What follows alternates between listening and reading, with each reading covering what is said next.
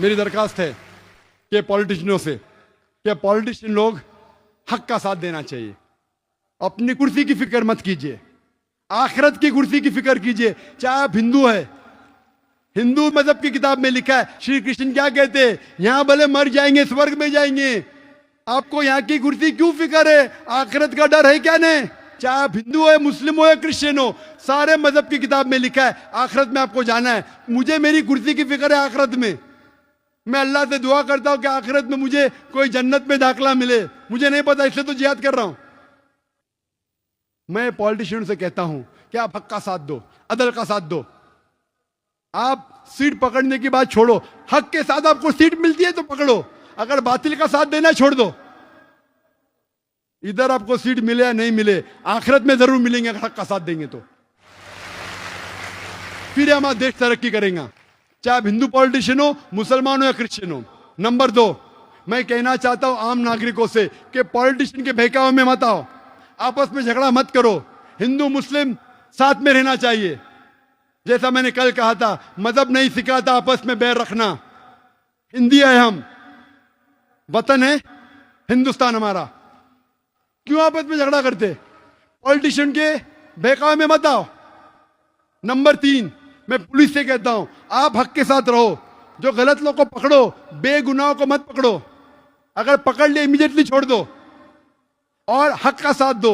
और अगर पॉलिटिशियन आप पे दबाव डाल रहे, उसकी फिक्र मत करो, वो आपको निकाल नहीं सकते, आपका ट्रांसफर होगा। हर पुलिस ऑफिसर अगर ईमानदार है, जो दूसरा उसकी जगह पे आएगा वो भी ईमानदार है, तो फिर से अदल इस मुल्क में हो जाएगा। और सब हिंदू मुस्लिम को साथ लो, आपस में मत बांटो। उसके बाद हमें देखना चाहिए कि इस देश की तरक्की होना चाहिए। इस ब्लेम गेम में फॉरेन पॉलिसीज कहते हैं नुकसान होता है देश का। असली को पकड़ो और सजा दो, किसी बेगुनाह को मत पकड़ो। अगर पॉलिटिशियन, अगर अच्छे नागरिक, अगर पुलिस फोर्स, आखिर में आता है जुडिशरी। जुडिशरी अल्हम्दुलिल्लाह सुम्मा अल्हम्दुलिल्लाह हिंदुस्तान की, उसे तस्लीम करना चाहिए, उसे मुबारकबाद देना चाहिए। लेकिन हमें डर है कि कल अगर ये जुडिशरी सिस्टम पॉलिटिशियन के बहकावे में आ जाएगा तो इस देश को कोई नहीं बचा सकेगा। इसे हम दुआ करते हैं कि इनको महफूज रखे, और मैं उम्मीद है कि ये जुडिशरी सिस्टम इस देश को आगे लेके जाएंगी। और हम सब हिंदुस्तानी, चाहे हिंदू हो या मुसलमान हो, हम में डिफरेंस हो सकता है, हम में कुछ बात पे इख्तिलाफ हो सकता है, लेकिन आपस में झगड़ा नहीं करना चाहिए, आपस में एक दूसरे की जान नहीं लेना चाहिए। हम साथ हैं तो इंशाअल्लाह सब मजहब सिखाता है कि कोई बेगुनाह को कत्ल नहीं करना चाहिए, फिर ही ये आतंकवादी फोर्स इस देश को छोड़ पाएंगे। और मैं कहना चाहता हूं इस तकरीर के आखिर में, अल्लाह सुब्हानहू व तआला फरमाते सूरह इसरा में, सूरह नंबर 17 आयत नंबर 81 में, वकुल जाल हक वज़ाकल बातिल इन्नल बातिल काना ज़हूक़ा, कहो कि हक आ चुका है और बातिल को खत्म होना है, क्योंकि बातिल फी नफ्सी खत्म होने वाला है।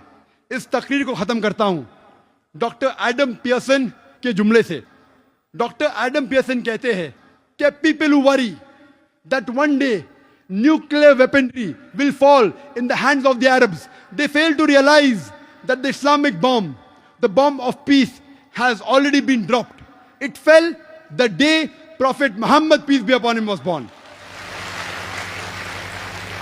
एडम पियर्सन कहते हैं कि जो लोग को फिक्र है कि न्यूक्लियर वेपनरी, न्यूक्लियर बॉम्ब अरबों के हाथों में लग जाएगा, वो ये नहीं जानते क्या इस्लामिक बॉम्ब, अमन का बॉम्ब गिर चुका है। वो उस दिन गिरा जिस दिन मोहम्मद सल्लल्लाहु अलैहि वसल्लम पैदा हुए। व आखिर दावाना अल्हम्दुलिल्लाहि रब्बिल आलमीन।